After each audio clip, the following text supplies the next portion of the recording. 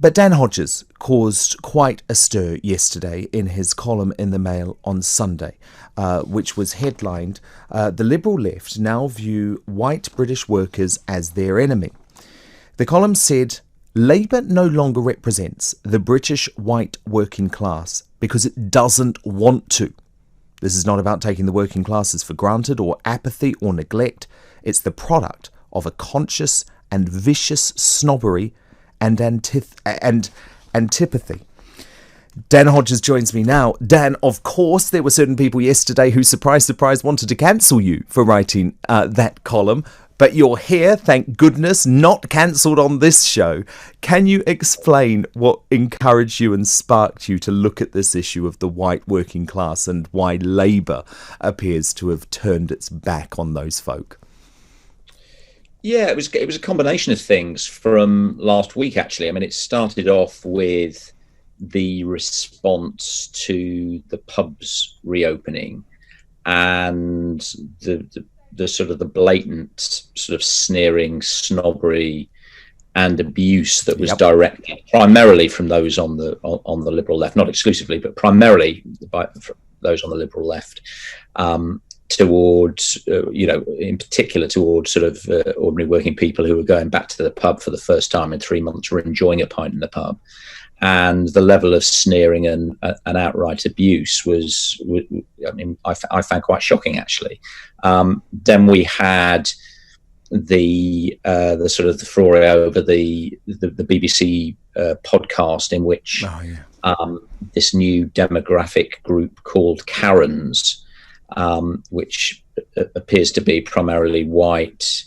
I was told it was white, sort of middle-aged women who don't buy into political correctness were basically dismissed for their arrogance and their lack of intelligence. And I mean, you talked about cancelling, and then we had the example of, it was actually the Guardian of all newspapers. The Guardian went up to, I think it was Lee in Manchester, and found a positive response to Rishi Sunak's rescue package. Oh yes. From people, in particular from somebody who runs a pizza restaurant up there, who had previously voted Labour, now had shifted his vote to the Conservatives at the last election, and had said he was glad he'd done so. And could anybody imagine what would be going on if Jeremy Corbyn was dealing with this crisis? At which point, people attempted to basically shut him down and shut down his restaurant by posting a series of malicious reviews on TripAdvisor. Unbelievable. Surely because he had the temerity to sort of stand up to them and Corbynism. So that was kind of even though, by the way, he'd been a Labour voter his whole life, this bloke. Yeah, absolutely. And what it emphasised, I mean, I've written about this issue a lot before, and I, to be honest, I have also bought into this narrative that Labour's problems are because they've either taken the working classes for granted, that they've in some way lost touch with the working classes, or they basically don't understand the British working class, in particular the British white working class. But it's very clear now it's not that. It is literally that over the last 10, 15, 20 years, significant elements of the liberal British left have actually come to openly despise working people. They despise what they represent. They despise their culture. They despise the fact that they don't buy into their worldview. And obviously, crucially, they despise the fact that they don't vote for the sort of the radical left-wing agenda that they themselves support. And it's not, as I say, it's not apathy. It is a visceral loathing. Well, there's a great line in your column where you talk about this group of people and you say men and women who have been working all their lives and have the temerity to think they may have a more rounded grasp of life than the teenage Greta Thunberg are the types of people that the Labour Liberal left now view as the enemy.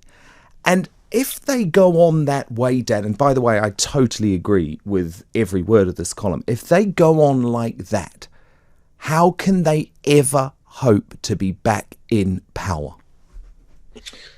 Well, they can't. I mean, and it's I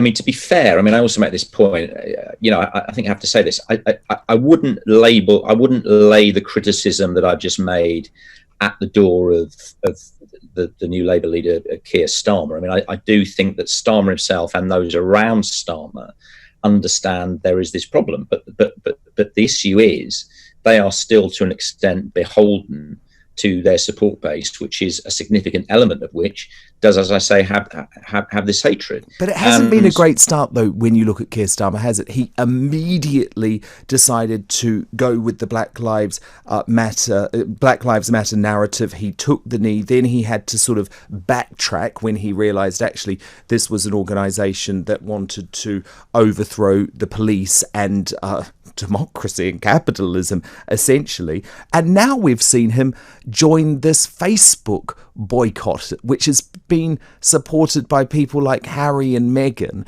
in the US, and actually goes against freedom of speech in my view. So I can't think that we've had a very good start from Keir Starmer in terms of actually standing up to some of this nonsense. Yeah, I mean, I disagree with that general point. I mean, I think generally Keir Starmer, I think has done very sort of relatively well, and has done quite a good job of defining himself, particularly in relation to what came before. But I mean, I think there's a danger with that. I mean, to be perfectly honest, not being Jeremy Corbyn and maybe not being Ed Miliband is not of itself, a guarantee of success. I mean, equally, I think at the beginning, his support for the Black Lives Matter cause, if you like, I don't think there's a big problem with that. I mean, I think most people would sign up to the concept of not, an idea that sort of white policemen shooting black people in America and the issues that rise out of that. That's totally. something we can all get behind. But I think you're right. I think this was the problem. He then got into a situation where he tried to distance himself from the completely ludicrous defund the police message, tried to distance himself from Black Lives Matter UK, the organisation, which was by that point was putting out some incredibly dodgy statements on a range of issues, including Israel, anti-Semitism, etc.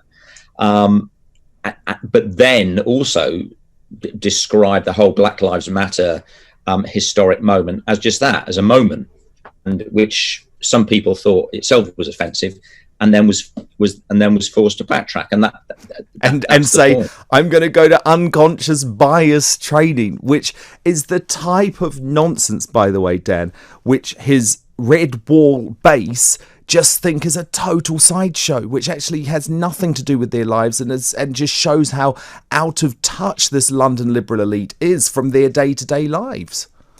No, that's the point. I mean, and you just put your finger on it. These are the people that Starmer needs to win back. These are the people that Starmer needs to attract. But again, this sort of liberal leftist element within the Labour Party, and it is still significant, which is why he, as you said, had to backtrack and sign up to the diversity training and issue his apology. There are still these people who, I mean, I would say it's not just a question of they put themselves in a different place politically from significant elements of the working class. They deliberately almost set themselves against them. They deliberately almost seem to seek out issues which will define them against the white working class, and that they know will offend the white working class. And this isn't a classic example of that. And that is Keir Starmer's problem, I guess. Dan Hodges, fascinating column.